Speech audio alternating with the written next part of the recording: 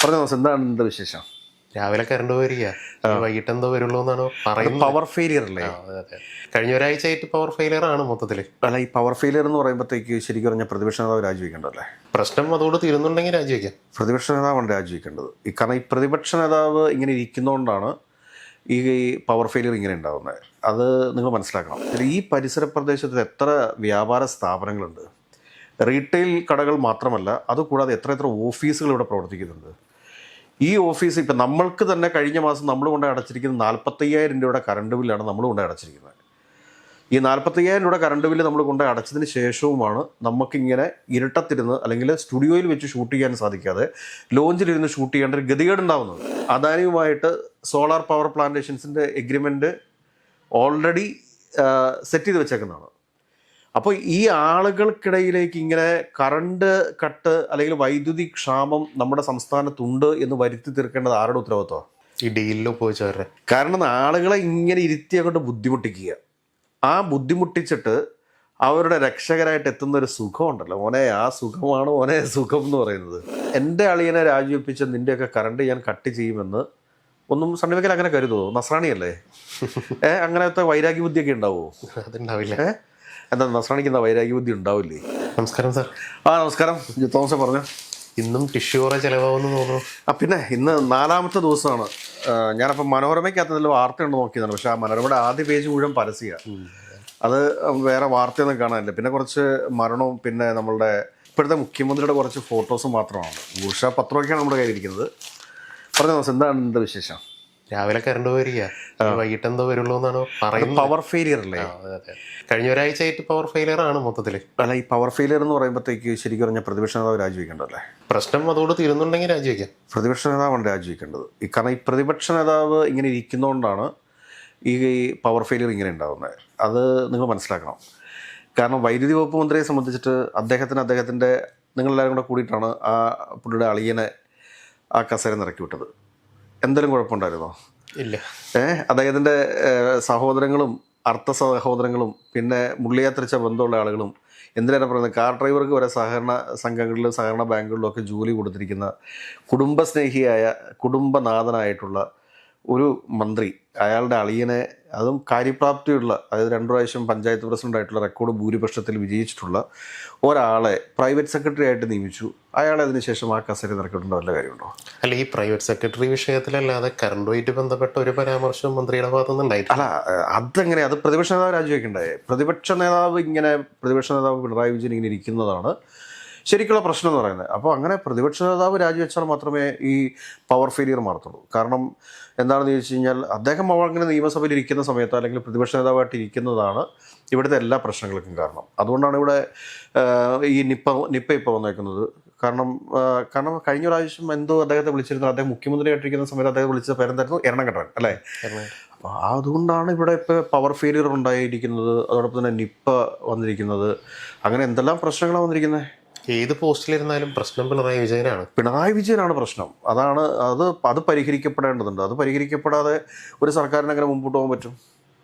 കാരണം ഇപ്പം 3ാമത്തെ ദിവസമാണ് നമ്മളുടെ ഓഫീസിരിക്കുന്ന എടപ്പള്ളി, എറണാകുളം ജില്ലയിലെ തൃക്കാക്കര മുനിസിപ്പാലിറ്റിയിലുള്ള ഉണിച്ചിറ ഭാഗത്തെ കറണ്ട് സ്ഥിരമായിട്ട് 3 മണിക്കൂർ വരെ, അതായത് എനിക്ക് തോന്നുന്നു നമ്മൾ ആ മൊബൈലിൽ നിന്ന് മെസ്സേജ് കൂടെ ഒന്ന് കാണിക്കുന്നത് ഉചിതമായിരിക്കും ഇരിക്കുന്നത്. കാരണം എന്താ വെച്ച് കഴിഞ്ഞാൽ, ഇന്നലെ 2 മണി വരെ കറണ്ട് പോകുമെന്നായിരുന്നു. അപ്പോൾ ഇന്നിപ്പോൾ 3 മണി വരെയാണ്. നാളെ 4 മണിയാവും. ഇതിപ്പോൾ 4ാമത്തെ ദിവസമാണ്.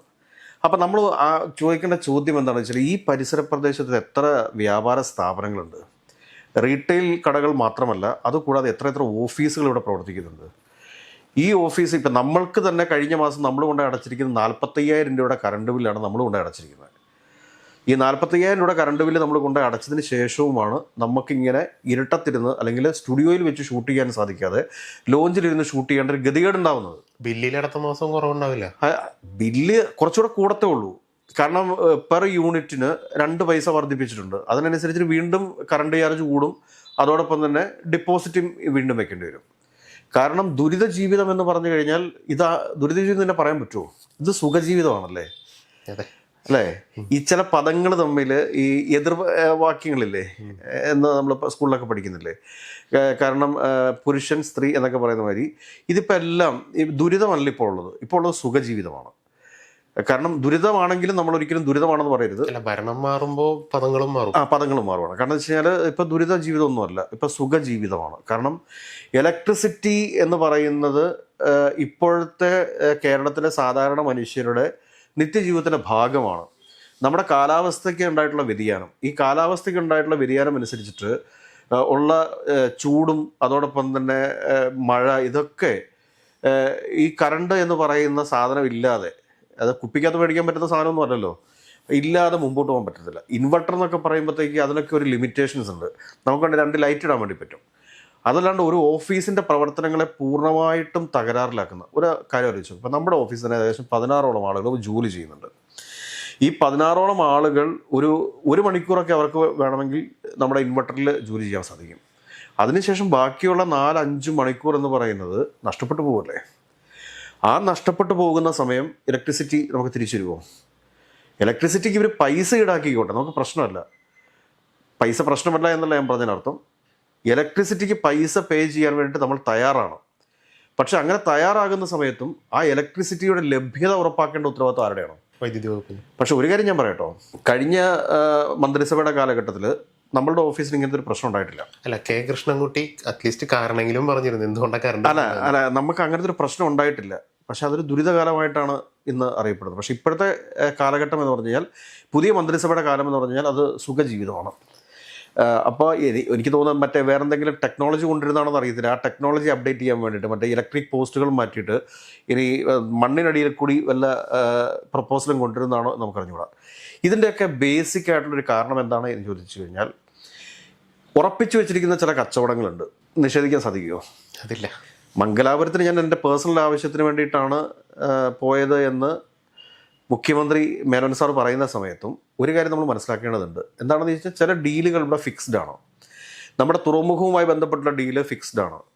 അതിന് ഓപ്പണായിട്ട് പ്രഖ്യാപിച്ചാൽ മാത്രം മതി. അത് ഓപ്പണായിട്ട് പ്രഖ്യാപിക്കുന്ന ദിവസം ഈ പ്രതിപക്ഷത്തിരിക്കുന്ന പ്രതിപക്ഷ സംഘടനകൾക്ക് സമരം ആരംഭിക്കാൻ സാധിക്കും.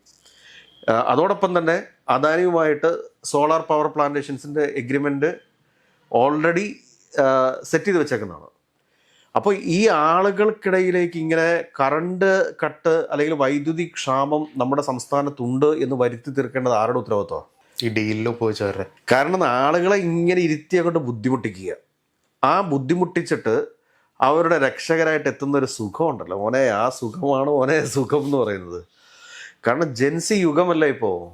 ഒരു പേന കാണിച്ചിട്ട് ഇത് വേറെന്തെങ്കിലും ആണെന്ന് പറഞ്ഞാൽ അതുപോലും വിശ്വസിക്കുന്ന മരമണ്ടന്മാരാണ് ഈ ജെൻസി കൂട്ടങ്ങൾ എന്നുള്ള കാര്യം നമ്മൾ വിട്ടുകളായിരുന്നു. കാരണം ജെൻസി കൂട്ടം എന്ന് വെച്ചാൽ മാന്യമായിട്ട് സ്കൂളിലും കോളേജിലും പോയി പഠിച്ച് നടക്കുന്നവരുടെ കാര്യമല്ല പറയുന്നത്. മറിച്ച് അപരാധം എഴുന്നള്ളിച്ചുകൊണ്ട് നടക്കുന്ന, കഞ്ചാവും മയക്കുമരുന്നും അടിച്ച് നടക്കുന്ന ജെൻസികളെ പ്രൊമോട്ട് ചെയ്യുന്ന ആളുകളുടെ കാര്യമാണ് ഞാൻ പറഞ്ഞുകൊണ്ടിരിക്കുന്നത്. അപ്പോൾ ഇവിടെ ഇപ്പോൾ സംഭവിച്ചുകൊണ്ടിരിക്കുന്നത് എന്താണെന്ന് വെച്ചാൽ, ഈ കറണ്ട് കട്ടുകൾ ഈ തുടർച്ചയായി 4 ദിവസങ്ങളിലായിട്ട് കേരളത്തിൽ കറണ്ട് കട്ടാണ്. കേരളത്തിലുണ്ടോ എന്ന് എനിക്കറിയാം. ഞാനിരിക്കുന്ന ഈ സ്ഥലത്ത്, അല്ലെങ്കിൽ നമ്മളിരിക്കുന്ന ഈ സ്ഥലത്ത് കറണ്ട് കട്ടുണ്ട്. ഈ കറണ്ട് കട്ടിനെ എന്തൊക്കെ പറഞ്ഞ് ന്യായീകരിച്ചാലും ഞാൻ ഉറച്ചു വിശ്വസിക്കുന്നു, ഇവിടെ വൈദ്യുതി ക്ഷാമമുണ്ട് എന്ന് വരുത്തി തീർത്തതിന് ശേഷം ഇവിടെ അദാനിയുമായിട്ട് സോളാർ കരാർ എഗ്രിമെൻറ്റ് ചെയ്യാൻ വേണ്ടിയിട്ട് തന്നെയാണ്. ആ സോളാർ കരാർ ഒപ്പിടാൻ വേണ്ടിയിട്ടാണ്. അദാനി ഒരു പുതിയ പ്രൊജക്റ്റ് കൊണ്ടുവരുന്നു. എന്താണ് ആ പ്രൊജക്റ്റ്? സംസ്ഥാനത്തിന്റെ വൈദ്യുതി, സംസ്ഥാനത്തെ എല്ലാ വീടുകൾക്ക് മുകളിലും അതോടൊപ്പം തന്നെ സംസ്ഥാനത്ത് ഒഴിഞ്ഞു കിടക്കുന്ന പല സ്ഥലങ്ങളിലും സോളാർ പ്ലാന്റ്. നല്ലതാണെന്നേ, ചെയ്തോട്ടെ. പക്ഷെ വളഞ്ഞ വഴി വേണം. പക്ഷെ എന്തിനാണ് ഈ വളഞ്ഞ വഴി? അവിടെ നേരെ വന്ന് മൂക്കെ പിടിച്ചുകൂടെ? ഇങ്ങനെ വന്ന് മൂക്കെ പിടിക്കേണ്ട ആവശ്യമുണ്ടോ? കാരണം കേരളത്തിലെ ആളുകളുടെ ഒരു പൊതുബോധം എന്താണ് എന്നാണ് നമുക്ക് മനസ്സിലാകാത്തത്. എന്താണ് മലയാളികളുടെ പൊതുബോധം? വിദ്യാസമ്പന്നരാണ്, സാക്ഷരരാണ്. ഈ നാട്ടിൽ ഏറ്റവും കൂടുതൽ തട്ടിപ്പും വെട്ടിപ്പും നടക്കുന്ന സ്ഥലം ഏതാണെന്നറിയോ? ഏറ്റവും കൂടുതൽ സാമ്പത്തിക തട്ടിപ്പ് നടക്കുന്ന സ്ഥലം ഏതാണെന്നറിയോ? എത്ര ബ്ലേഡ് കമ്പനിക്കാർ, എത്ര ചിട്ടി കമ്പനിക്കാർ, എത്ര ഈ ക്രിപ്റ്റോ കറൻസിയുടെ പേരിൽ, അതിൻ്റെ പേരിൽ, ഇതിൻ്റെ പേരിൽ, പണം ഇരട്ടിപ്പിക്കലിൻ്റെ പേരിലൊക്കെ ഏറ്റവും കൂടുതൽ തട്ടിപ്പ് നടക്കുന്ന ഒരു സ്ഥലം എന്ന് പറയുന്നത് കേരളമാണെന്ന്. തട്ടിപ്പ് നടത്തുന്നവരിലും ഇരയാവുന്ന ഇത് കൃത്യമായിട്ട് മനസ്സിലാക്കിയിട്ടുള്ള ആളുകളാണ് ഇപ്പോൾ ഭരണത്തിൽ എറിയിക്കുന്നത്. ഇത്രയേ ഉള്ളൂ ഈ മലയാളികളെന്ന് കൃത്യമായിട്ട് ധാരണയുള്ള ആളുകളാണ് ഇപ്പോൾ ഭരണത്തിൽ കയറിയിരിക്കുന്നത്. അതിൻ്റെ പ്രതിഫലനങ്ങളാണ് ഇപ്പോൾ സംഭവിച്ചുകൊണ്ടിരിക്കുന്നത്. സ്വാഭാവികമായിട്ട് ഇപ്പോൾ ചെയ്യേണ്ടതെന്ന് വെച്ചാൽ പ്രതിപക്ഷ നേതാവ് എത്രയും പെട്ടെന്ന് രാജിവെച്ചിട്ട് ഈ നാട് തന്നെ വിട്ടുപോകണമെന്നാണ് എനിക്ക് പറയാനുള്ളത്. ഈ നാട് തന്നെ വിട്ടുപോകണം. കാരണം അങ്ങേരെ പോലുള്ള ആളുകളൊന്നും ഇവിടെ ആവശ്യമില്ലെന്ന്. ഇവിടെ ആവശ്യമുള്ളത് നന്നായി ചിരിക്കുന്ന, നന്നായി അഭിനയിക്കാൻ അറിയാവുന്ന അളിയന്മാരെ നിയമിക്കുന്ന, അല്ലെങ്കിൽ പണ്ട് പ്രതികൾക്ക് വേണ്ടി വാദിച്ചിട്ടുള്ള ആളുകളെ ഇപ്പോൾ വാദിക്ക് വേണ്ടി വാദിക്കാനും കൊണ്ടുവരുന്ന ആളുകളാണ് നമ്മുടെ സംസ്ഥാനത്തിന് ആവശ്യമായിട്ടുള്ളത്. അപ്പം അങ്ങനെയുള്ള ആളുകളെ പ്രൊമോട്ട് ചെയ്യുക, അവരെ പ്രോത്സാഹിപ്പിക്കുക. അതിനുശേഷം ഇപ്പോൾ എനിക്ക് വേണമെങ്കിൽ ഒരു 100 പ്രാവശ്യം തോമസ് ഒരു പെണ്ണുപിടിയനാണ് എന്ന് വേണമെങ്കിൽ പറയാം. അത് 100 പ്രാവശ്യം പറയുമ്പോഴത്തേക്ക്, അല്ലെങ്കിൽ ഒരു 50 ആളുകളെ കൊണ്ട് പറയിപ്പിക്കുമ്പോഴത്തേക്ക് ആളുകളൊന്ന് ചിന്തിക്കുക, ഇങ്ങനെയാണോ ഇത്ര ആൾക്കാർ പറയുന്നതല്ലേ? ഇത്ര ആൾക്കാർ പറയുന്നില്ല, അതിനകത്ത് വല്ല കാര്യം ഉണ്ടാവുമോ? ഞാനൊരു കാര്യം പറയട്ടെ, അത് തന്നെയാണ് മുൻ മുഖ്യമന്ത്രിയായിട്ടുള്ള പിണറായി വിജയൻ്റെ കാര്യത്തിൽ സംഭവിച്ചിട്ടുള്ളത്. അദ്ദേഹത്തിൻ്റെ മകൾ കുറ്റക്കാരിയാണ്, അദ്ദേഹത്തിൻ്റെ ഭാര്യ കുറ്റക്കാരിയാണ്, അദ്ദേഹം കുറ്റക്കാരാണ്, അദ്ദേഹത്തിൻ്റെ മകൻ കുറ്റക്കാരനാണ്. ഇത് വരുത്തി വെച്ചേക്കുന്നതല്ലേ? ആശയപരമായിട്ട് നമുക്ക് എന്ത് കാര്യത്തോടും വിയോജിപ്പുകൾ രേഖപ്പെടുത്താം. പക്ഷേ ഇവിടെ സംഭവിച്ചിരിക്കുന്നത് എന്താണ് എന്ന് ചോദിച്ചു കഴിഞ്ഞാൽ, കൃത്യമായിട്ട് പറ്റിച്ചുകൊണ്ടിരിക്കുക. നമ്മളെ എല്ലാവരെയും, ഒരു സംശയം അതിനകത്ത് വേണ്ട, കൃത്യമായിട്ട് പറ്റിച്ചുകൊണ്ടിരിക്കുകയാണ്. കാരണം ഇപ്പോൾ പുസ്തകമൊക്കെ വായിക്കുന്നൊരു ഫോട്ടോ, ഇപ്പം ഞാൻ പറയട്ടെ, നമ്മൾക്കിപ്പോൾ വേണമെങ്കിൽ നമ്മളിപ്പോഴും കണ്ടിട്ടുണ്ടല്ലോ ഈ പാലാരിവട്ടം പാലത്തിൻ്റെ, പാലാരിവട്ടമല്ല, നമ്മുടെ എടപ്പള്ളി ബൈപ്പാസിൻ്റെ അവിടെയൊക്കെ ഇങ്ങനെ ഈ ബലൂണൊക്കെ വിറ്റ് നടക്കുന്ന ആളുകളുണ്ട്. നമുക്കതിൽ ഒരാളെ പിടിച്ചുകൊണ്ട് വന്നിട്ട് അയാളെ വേണമെങ്കിൽ കേരളത്തിൻ്റെ സൂപ്പർ സ്റ്റാർ ആക്കാം. അയാളുടെ ഒന്ന് മേക്ക് ഓവറൊക്കെ ചെയ്ത് ഒരു പുസ്തകമൊക്കെ എടുത്ത് കൈ കൊടുത്തിട്ട്, ഒരു ഹിന്ദി പുസ്തകമൊക്കെ എടുത്ത് കൈ കൊടുത്തിട്ട് ഹിന്ദി പുസ്തകമൊക്കെ വായിക്കുന്നതായിട്ട് അഭിനയിച്ചുകൊണ്ട് അയാളവിടെ ഇരിക്കുന്നൊരു ഫോട്ടോയൊക്കെ എടുത്ത് ഒരു ഇൻസ്റ്റാഗ്രാം ക്രിയേറ്റ് ചെയ്ത്, ഒരു ഫേസ്ബുക്ക് ക്രിയേറ്റ് ചെയ്ത്, ഒരു എക്സ് ക്രിയേറ്റ് ചെയ്ത്, പിന്നെ ഒരു ട്വിറ്ററും കൂടെ ക്രിയേറ്റ് ചെയ്ത്, പിന്നെ യൂട്യൂബും കൂടെ ക്രിയേറ്റ് ചെയ്ത് കഴിഞ്ഞാൽ അയാളുടെ കുറേ അധികം പുസ്തകം വായിച്ചുകൊണ്ടിരിക്കുന്ന ഫോട്ടോ. ആരെയും ഉദ്ദേശിച്ച് പറയുന്നതല്ല, ഞാൻ ആരും ഉദ്ദേശിച്ച് പറയുന്നുണ്ട്. അങ്ങനെ ഒന്നും തെറ്റിദ്ധരിക്കുക കേട്ടോ. കാരണം അങ്ങനെയൊക്കെ വരിക, നമ്മുടെ മുഖ്യമന്ത്രി നല്ല അറിവും വിവേകവും ഒക്കെ ഉള്ള ആളാണ്, അതിനകത്തൊരു സംശയമുള്ള കാര്യമില്ല. കാരണം എന്താ വെച്ച് കഴിഞ്ഞാൽ, അല്ലെങ്കിൽ ശബരിമല വിഷയത്തിലൊക്കെ അദ്ദേഹം എടുത്തിരിക്കുന്ന തീരുമാനം എത്ര ഉചിതമായിട്ടുള്ള തീരുമാനം എടുത്തേക്കുന്നത്. കാരണം എന്താ വെച്ച് കഴിഞ്ഞാൽ, എന്താ പ്രദീപ് എന്ന് പറയുന്ന സ്മാർട്ട് ക്രിയേഷൻസിന് വേണ്ടിയിട്ട് കേസ് വാദിച്ചുകൊണ്ടിരുന്ന ഒരു വ്യക്തി, ആ വ്യക്തിയെ തന്നെ ശബരിമല കേസുകൾ അല്ലെങ്കിൽ ഗവൺമെൻറ് പ്ലീഡറായിട്ട് ശബരിമലയുടെ പ്രത്യേക പദവിയൊക്കെ നൽകി നിയമിക്കണം എന്നുണ്ടെങ്കിൽ പിന്നെ അദ്ദേഹത്തിന് വേറൊരു പ്രത്യേകത കൂടിയുണ്ട്. അദ്ദേഹം ഈ ഇടയ്ക്കിടയ്ക്ക് നരേന്ദ്രമോദിയെയും BJP ഒക്കെ പുകഴ്ത്തും. അതിപ്പം അശോക് IAS അങ്ങനെ ചെയ്യാറുണ്ട് കേട്ടോ. എന്ന് കരുതിയിട്ട് നിങ്ങൾ വെറുതെ ആവശ്യമില്ലാതെ സംഘിബന്ധമുണ്ടെന്നൊന്നും പറയരുത്. അങ്ങനത്തെ സംഘിബന്ധമൊന്നും ഇല്ല. അപ്പോൾ ഇപ്പോൾ സ്മാർട്ട് ക്രിയേഷൻസിൻ്റെ എല്ലാ കാര്യങ്ങളും അറിയാവുന്ന ഒരാളാണ് ശബരിമല കേസിന് വേണ്ടി വാദിക്കുന്നത്. അപ്പോൾ ഉറപ്പായിട്ടും സ്മാർട്ട് ക്രിയേഷൻസ് ശിക്ഷിക്കപ്പെടത്തില്ലേ? ശിക്ഷിക്കപ്പെടൂലേ? എന്താ തോമസിന് എന്താ തോന്നുന്നത്? ശിക്ഷിക്കപ്പെടണം. അത് മുഖ്യമന്ത്രിയുടെ കഴിവാണത്. ഇത്രയും ടാലൻറ്റഡ് ആയിട്ടുള്ള, ഇത്രയും ബ്രില്യൻ്റ് ആയിട്ടുള്ളൊരു മുഖ്യമന്ത്രി. പക്ഷേ അദ്ദേഹം ഇന്നൊരു തെറ്റ് ചെയ്തിട്ടുണ്ട്. ഈ പ്രതിയോട് രാജിവെക്കാൻ ആവശ്യപ്പെട്ടിട്ടുണ്ട്. ജോയിൻ ചെയ്യാൻ പറഞ്ഞതും രാജിവെക്കാൻ അത് ശരിയല്ല. കാരണം ഈ സ്മാർട്ട് ക്രിയേഷൻസിന് വേണ്ടി വാദിച്ച ആളുടെ കയ്യിൽ നിന്ന് അറ്റ്ലീസ്റ്റ് എന്താണ് സ്മാർട്ട് ക്രിയേഷൻസിൻ്റെ കയ്യിലുള്ളത് എന്നുള്ള കാര്യം എങ്കിലും നമ്മൾ വാങ്ങിച്ചെടുക്കണമായിരുന്നു. അല്ല, P. രാജീവ് ഒരു പ്രസ്താവന പറഞ്ഞിട്ടുണ്ട്, കിട്ടാനുള്ളത് ഒരു ദിവസം കൊണ്ട് കിട്ടി കാണും കൊളം പറഞ്ഞു. കാരണം ഇപ്പം രണ്ടാമത്തെ വിക്കറ്റല്ലേ ആദ്യത്തെ വിക്കറ്റ് അളിയൻ, രണ്ടാമത്തെ വിക്കറ്റ് ഇത്. എൻ്റെ അളിയനെ രാജിവെപ്പിച്ച നിൻ്റെയൊക്കെ കറണ്ട് ഞാൻ കട്ട് ചെയ്യുമെന്ന് ഒന്നും സണ്ണിവയ്ക്കൽ അങ്ങനെ കരുതുമോ? നസ്രാണിയല്ലേ? അങ്ങനത്തെ വൈരാഗ്യബുദ്ധിയൊക്കെ ഉണ്ടാവുമോ? അതുണ്ടാവില്ല. എന്താ നസ്രാണിക്ക് എന്താ വൈരാഗ്യബുദ്ധി ഉണ്ടാവില്ലേ? അല്ല, നമ്മൾ അങ്ങനെ തെറ്റിദ്ധരിക്കേണ്ട കാര്യമില്ല. എൻ്റെ അളിയനെയൊക്കെ രാജിവെപ്പിച്ചിട്ട് നീ ഒന്നും ഇവിടെ ഫാൻ ഇട്ടിരിക്കണ്ട എന്നുള്ളതാണ് അദ്ദേഹത്തിൻ്റെ നിലപാട്. ഏതൊക്കെയാലും സുഖമല്ല ഇപ്പോൾ ജീവിതം. അതെ, കുറച്ച് ടിഷ്യൂ വേണമെന്ന് മാത്രം. കുറച്ച് ടിഷ്യൂ വേണം, പിന്നെ രാത്രിക്ക് കുറച്ച് മെഴുകുതിരി. അല്ല, ഇതിനകത്ത് വേറെ കാര്യമുണ്ട്. ടിഷ്യൂ കച്ചവടക്കാർക്ക് ഒരുപാട് ബിസിനസ് ആവും. മെഴുകുതിരി കച്ചവടക്കാർ രക്ഷപ്പെടത്തില്ലേ? മെഴുകുതിരിയൊക്കെ രാത്രിക്ക് കത്തിച്ച് വയ്ക്കുമ്പോൾ മെഴുകുതിരി കച്ചവടക്കാർ രക്ഷപ്പെടും.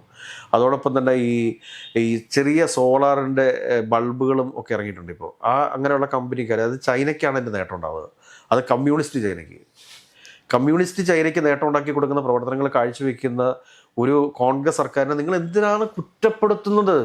എൽനിനോ വരുന്നു, മഴ ഇനിയും കുറയും, ഒരു മാസങ്ങളിൽ ഒരു പക്ഷേ കറണ്ടേ ഉണ്ടാവില്ല. അപ്പോൾ ഇതൊക്കെ എന്ന് വെച്ച് കഴിഞ്ഞാൽ നിങ്ങൾ കുറേ കാര്യങ്ങളൊക്കെ മനസ്സിലാക്കണം. കാരണം ഈ സർക്കാർ ചെറിയ സർക്കാരല്ല. ഈ സർക്കാരിൻ്റെ കാലത്ത് ദുരിതങ്ങളില്ല, സുഖങ്ങൾ മാത്രമേ ഉള്ളൂ. നിങ്ങൾ ഇരുട്ടത്തിരുന്നാലും, നിങ്ങൾക്ക് റേഷൻ കടകളിൽ സാധനം എത്തിയില്ലെങ്കിലും, അല്ലെങ്കിൽ ബസ് ചാർജ് വർദ്ധിപ്പിച്ചാലും, സ്ത്രീകൾക്ക് സൗജന്യ യാത്രയുണ്ട് കേട്ടോ, ഓർഡിനറിയിൽ മാത്രമേ ഉള്ളൂ. കറണ്ട് ചാർജ് വർദ്ധിച്ചാലും അല്ലെങ്കിൽ നിത്യോപയോഗ സാധനങ്ങളുടെ വില ഇരട്ടിയായി വർദ്ധിച്ചാലും ജനങ്ങൾക്ക് സുഖജീവിതമാണത്. ഈ പൊട്ടന്മാരാണോ ഇവർക്ക്? അല്ല, എനിക്കറിയാൻ പാടില്ല, ഇത് പൊട്ടന്മാരാണോ ഇതൊക്കെ? ഒരു മാസം മുമ്പുള്ള കാര്യവും ഇപ്പോഴത്തെ കാര്യം കൂടി എടുത്തു വെച്ച് ഒന്ന് പരിശോധിച്ചുകൂടെ ഇവർക്ക്? അതിനുശേഷവും നമ്മൾ എന്തെങ്കിലും ഒരു വിമർശനച്ചുകൊണ്ടൊരു വീഡിയോ ഇട്ട് കഴിഞ്ഞാൽ അതിനടിയിൽ വരുന്ന കൊണ കേൾക്കുമ്പോഴത്തേക്കാണ് നമുക്ക് സഹിക്കാൻ സാധിക്കാതെ വരുന്നത്. ഇവരൊക്കെ ഏത് യുഗത്തിൽ പിറന്നവരാണത്? എന്താ ഇവർ ഉദ്ദേശിക്കുന്നത്? എന്താണത്? അസഹനീയം. ഏതൊക്കെയാലും ഒരു കാര്യം പറഞ്ഞ് നമുക്ക് അവസാനിപ്പിക്കാം. ഇത് കറണ്ട് കട്ടല്ല, ഇത് പവർ ഫെയിലിയറാണ് എന്നുള്ള കാര്യം കൃത്യമായിട്ട് മനസ്സിലാക്കുക. കടക്ക് പുറത്ത് എന്നല്ല മുഖ്യമന്ത്രി പറഞ്ഞിരിക്കുന്നത്, പുറത്തേക്ക് പോകൂ എന്നാണ് പറഞ്ഞിരിക്കുന്നത്. അങ്ങനെ ഒരുപാട് വ്യത്യാസങ്ങളുള്ള ഒരിതാണ്. ഇപ്പം കടമെടുപ്പല്ല, മറിച്ച് കടപ്പത്രമാണ്. ഇങ്ങനെയുള്ള ഒരുപാട് വ്യത്യാസങ്ങൾ ഉള്ള ഒരു സർക്കാരാണിത്. അതുകൊണ്ട് ഇത് ദുരിതമല്ല, ഇത് സുഖവാസത്തിൻ്റെ കാലഘട്ടമാണ്. ഈ സുഖവാസത്തിൻ്റെ കാലഘട്ടത്തിൽ, ഈ പവർ ഫെയിലിയറിൻ്റെ കാലഘട്ടത്തിൽ, ഈ കറണ്ട് കട്ടില്ലാത്ത പവർ ഫെയിലിയറുള്ള ഈ കാലഘട്ടത്തിൽ പ്രതിപക്ഷ നേതാവായിട്ടുള്ള പിണറായി വിജയൻ എത്രയും പെട്ടെന്ന് രാജിവെച്ച് കേരളം വിട്ടുപോകണമെന്നാണ് നമുക്ക് പറയാനുള്ളത്.